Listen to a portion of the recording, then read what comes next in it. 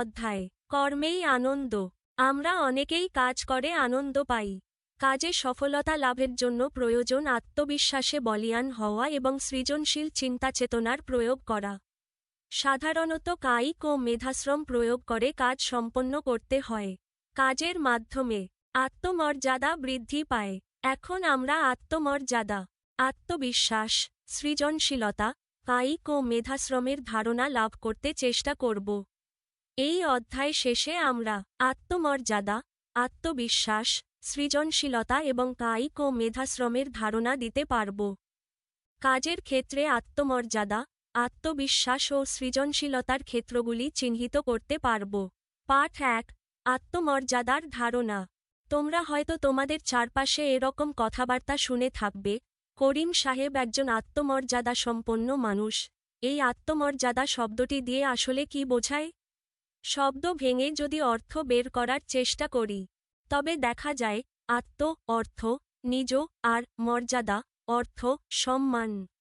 তাহলে আত্মমর্যাদা বলতে কি? নিজেদের প্রতি সম্মানকে বোঝায়। এসো নিচের ঘটনাগুলো থেকে বোঝার চেষ্টা করি। ঘটনা -1। নিতু কলেজে পড়ে। তার ভালো আচরণের জন্য সবাই তাকে খুব পছন্দ করে। সে বাড়ির সব কাজে মাকে সাহায্য করে। মা তাকে প্রায়ই বলেন, তোর আমাকে সাহায্য করতে হবে না, আমি নিজেই করব। নিতু উত্তর দেয়, তোমরা সবাই আমাকে এত উৎসাহ দাও, আদর করো, পড়ালেখায় সাহায্য করো, তোমাদের সবার জন্য তো আমার কিছু করা উচিত। আমি জানি কাজ করার মধ্যে লজ্জার কিছু নেই, বরং এতে সম্মান বাড়ে। নিতুর এই আত্মমর্যাদাবোধে মা খুবই খুশি হলেন, বললেন, এমন আত্মমর্যাদাবান মেয়েই আমাদের দরকার। ঘটনা -2। আজিজ মেধাবী ছাত্র। সে খুব ছোটবেলায় এক দুর্ঘটনায় তার বাম পা হারায়। সে এখন স্ক্র্যাচ ব্যবহার করে চলাফেরা করে। স্কুলে সব পরীক্ষায় আজিজ প্রথম হয়। প্রাথমিক শিক্ষা সমাপনী পরীক্ষায় সে A+ পেয়েছে। নতুন স্কুলে এসে ভর্তি হলে সবাই তার সুন্দর আচরণে মুগ্ধ হল। তার পরীক্ষার ফলাফলও খুব ভালো। ক্লাসের সবাই একদিন টিফিনের সময় আজিজকে জিজ্ঞেস করল, ওর যে পা নেই তাতে ওর মন খারাপ হয় কি না? সে পড়ালেখাই বা এত ভালো করছে কেমন করে? আজিজ ওদের বলল, আমার পা নেই তাতে কি? আমার পক্ষে যতটুকু সম্ভব পরিশ্রম করি। বাড়িতে সবাই আমাকে খুব ভালোবাসে এবং যে কাজগুলো আমি করতে পারি না, সে কাজগুলোতে আমাকে সাহায্য করে। প্রথম দিকে আমার খুব মন খারাপ হতো, তবে এখন আমার নিজেকে অন্য সবার মতোই মনে হয়। ঘটনা -3। তাপস মাধ্যমিক বিদ্যালয়ে পড়ে। সে কখনো কাউকে অসম্মান করে না, মন্দ কথাও বলে না। অন্যের সাথে মতের অমিল হলেও তর্ক করে না। সে বিশ্বাস করে অন্য কারো চিন্তাধারা ভিন্ন হতেই পারে। একদিন ওর ক্লাসের সাগর বলেছিল, আনিস স্যারের পড়ানো ওর খুব ভালো লাগে। কিন্তু অনিক বলল, আনিস স্যার খুব তাড়াতাড়ি কথা বলেন, তাই ওর বুঝতে কষ্ট হয়। এই নিয়ে দুজনের যখন তর্ক বিতর্ক শুরু হবার উপক্রম, তখন তাপস বলল, তোমরা দুজনেই নিজেদের মতামত প্রকাশ করেছ এবং এটা করার অধিকারও তোমাদের আছে। তর্ক না করে তোমরা দুজন দুজনের মতামতকে শ্রদ্ধা করতে পারো, তাই না? আমি একটি বইয়ে পড়েছি, যারা নিজেদের সম্মান করে তারা অন্যদেরও সম্মান করে। উপরের ঘটনাগুলো থেকে আমরা কি শিখতে পারি? উপরের ঘটনাগুলো থেকে আমরা বুঝতে পারি, একজন আত্মমর্যাদাসম্পন্ন মানুষ নিজের দায়িত্ব ও কর্তব্য যথাযথভাবে পালন করে, কোন ধরনের ন্যায় কাজ করতে লজ্জাবোধ করে না। নিজের কোন শারীরিক বা মানসিক সীমাবদ্ধতা থাকলেও নিজের ক্ষমতা ও সামর্থ্যকে সম্মান করে। অন্যের মতামতের প্রতি শ্রদ্ধাশীল থাকে। অনেকে মনে করেন আত্মমর্যাদা হল নিজের কাছে নিজের সম্মান ও মানুষ হিসেবে নিজের পরিচয় সম্পর্কে সচেতন থাকা। আবার কেউ মনে করেন আত্মমর্যাদা হল নিজের চারপাশ ও নিজের অবস্থান সম্পর্কে সচেতন থাকা এবং সে অনুযায়ী আচরণ করা। অন্যায় কাজ করতে লজ্জাবোধ করা, মানুষ হিসেবে সকল মানুষের কাছে গ্রহণযোগ্য আচরণ করা, ভালো ও নতুন কিছু চিন্তা করা ইত্যাদি আত্মমর্যাদাবোধের পরিচয় বহন করে। সবার কাছে গ্রহণযোগ্য রুচিবোধের প্রকাশও আত্মমর্যাদাবোধের পরিচয়। উপরের ঘটনাগুলো থেকে আমরা যে শিক্ষাগুলো পাই তা সংক্ষেপে তুলে ধরা যায়। আমরা কি শিখতে পারি? 1. আত্মমর্যাদাসম্পন্ন মানুষ নিজের দায়িত্ব ও কর্তব্য আন্তরিকভাবে পালন করে এবং সৎ কাজে কখনো লজ্জাবোধ করে না। ২. শারীরিক বা মানসিক সীমাবদ্ধতা থাকলেও সে নিজের সামর্থ্য ও সক্ষমতাকে সম্মান করে এবং আত্মবিশ্বাস হারায় না। ৩. নিজের প্রতি সম্মানবোধ থাকলে অন্যের মতামত ও অধিকারকেও শ্রদ্ধা করা যায়। ৪. ভিন্নমত থাকলেও শালীন আচরণ, সংযম ও সহনশীলতা আত্মমর্যাদার গুরুত্বপূর্ণ প্রকাশ। ৫. অন্যায় কাজ এড়িয়ে চলা, গ্রহণযোগ্য আচরণ করা এবং রুচিশীল চিন্তা ভাবনা আত্মমর্যাদাবোধের পরিচয় বহন করে।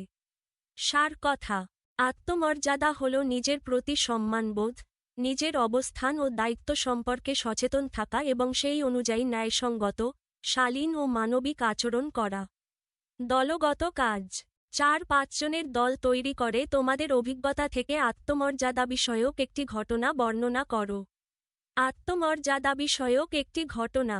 রাহিম আমাদের স্কুলের একজন নিয়মিত ও ভদ্র ছাত্র। তার বাবা একজন দিনমজুর। একদিন স্কুলে সাংস্কৃতিক অনুষ্ঠানের জন্য সবার কাছ থেকে চাঁদা তোলা হচ্ছিল। অনেকেই বেশি টাকা দিয়ে নিজেদের বড় করে দেখাতে চাইছিল। রাহিমের পক্ষে বেশি টাকা দেওয়া সম্ভব ছিল না। তবুও সে লজ্জা না করে সবার সামনে বলল, আমার বাবার আয় কম, তাই আমি অল্প টাকা দিতে পারছি। তবে অনুষ্ঠান আয়োজনের কাজে আমি পুরো সময় দিয়ে সাহায্য করব। অনুষ্ঠানের দিন রাহিম মঞ্চ সাজানো, চেয়ার গোছানো ও অতিথিদের বসার ব্যবস্থা করতে আন্তরিকভাবে কাজ করল। শিক্ষকরা তার দায়িত্ববোধ ও আত্মসম্মান দেখে খুবই খুশি হলেন এবং সবাই তার প্রশংসা করল। এই ঘটনা থেকে বোঝা যায়, আত্মমর্যাদা মানে নিজের অবস্থান সম্পর্কে সচেতন থাকা, অন্যায়ের আশ্রয় না নেওয়া এবং সৎভাবে নিজের দায়িত্ব পালন করা। পাঠ ২, ৩ ও ৪। কাজের ক্ষেত্রে আত্মমর্যাদা। কাজের মাধ্যমেই অর্জিত হয় মর্যাদা। আমাদের আত্মমর্যাদার প্রকাশ ঘটে কাজের মাধ্যমেই। নিচের ছকের কাজগুলো আত্মমর্যাদার পরিচয় বহন করে কিনা, তোমার উত্তর হ্যাঁ, না আকারে লেখো। নিচের ছকে প্রতিটি কাজ আত্মমর্যাদার পরিচয় বহন করে কিনা তার সঠিক উত্তর দেওয়া হল। কাজ: হ্যাঁ, না।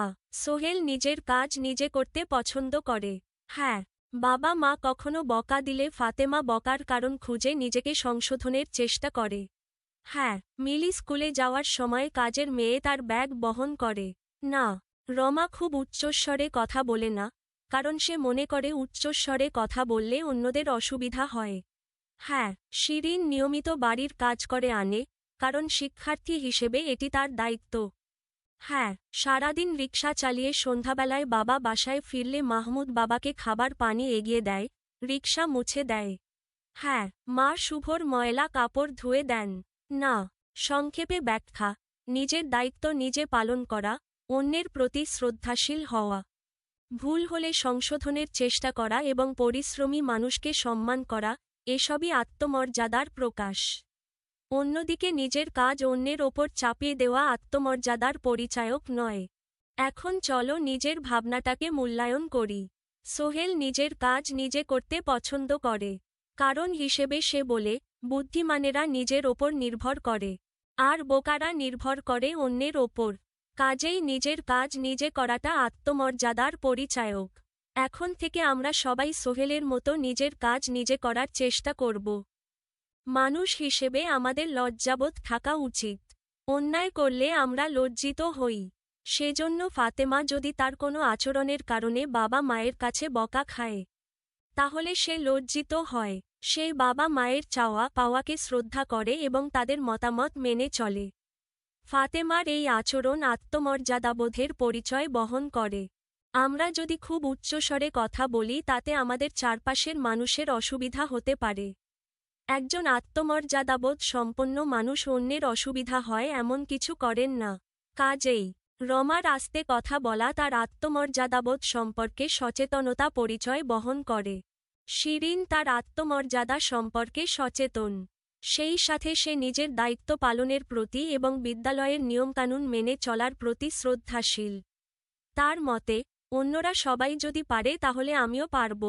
সবসময় পরিষ্কার পরিচ্ছন্ন থাকা আত্মমর্যাদা সম্পর্কে সচেতনতা পরিচয় বহন করে।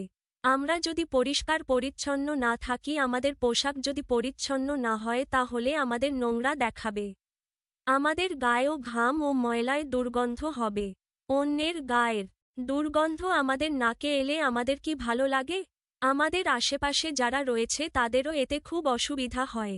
যারা কায়িক শ্রম করেন, আমাদের উচিত তাদের সম্মান করা। রিকশা চালানো, নৌকা চালানো, খেতে কাজ করা ইত্যাদি অনেক কঠিন কাজ। তারা এই কঠিন কাজগুলো করেন বলেই আমাদের জীবন অনেক সহজ হয়ে গেছে।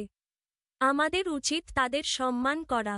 তারা যখন কাজ শেষ করে বাড়ি ফেরেন, তখন তাদের সেবা করা, তাদের বিশ্রামের উপযোগী পরিবেশ তৈরি করে দেওয়া। কাজেই আমরা সবসময় নিজের কাজ নিজে করব। তবে না শিখে বিপজ্জনক কাজ করব না। আমরা অন্যের প্রতি শ্রদ্ধা দেখাব এবং সম্ভব হলে অন্যকে তার কাজে যথাসাধ্য সাহায্য করব।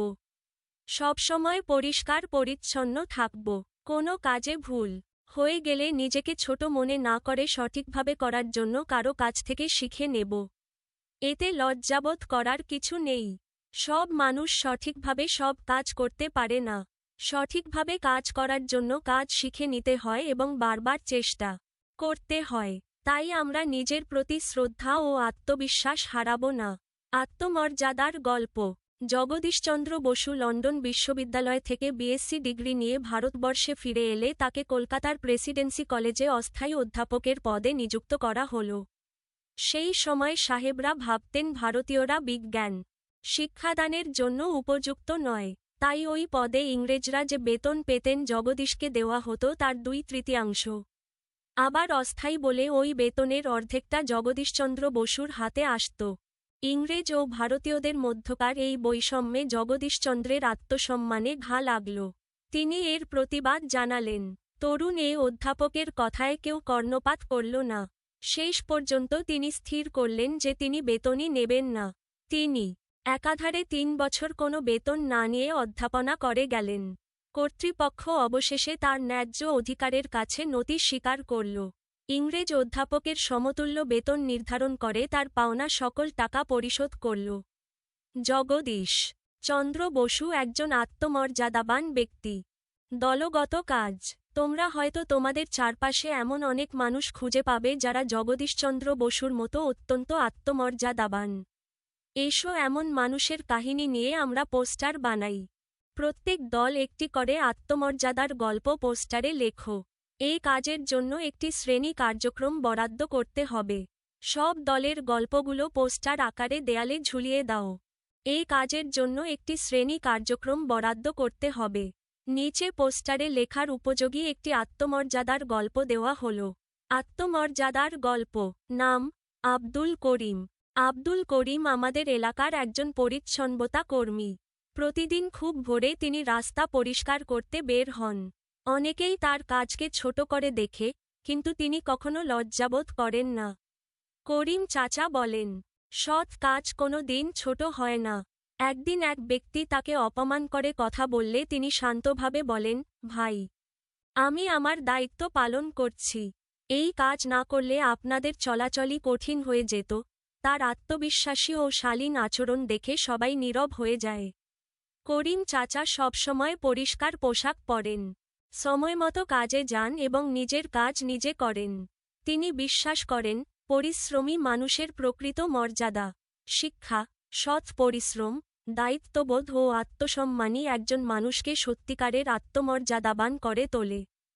এই লেখাটি রঙিন কাগজে শিরোনামসহ লিখে, ছবি বা আঁকাবাঁকা নকশা যোগ করে পোস্টার বানানো যেতে পারে। চিত্র, দেয়ালে ঝোলানো গল্পের পোস্টার।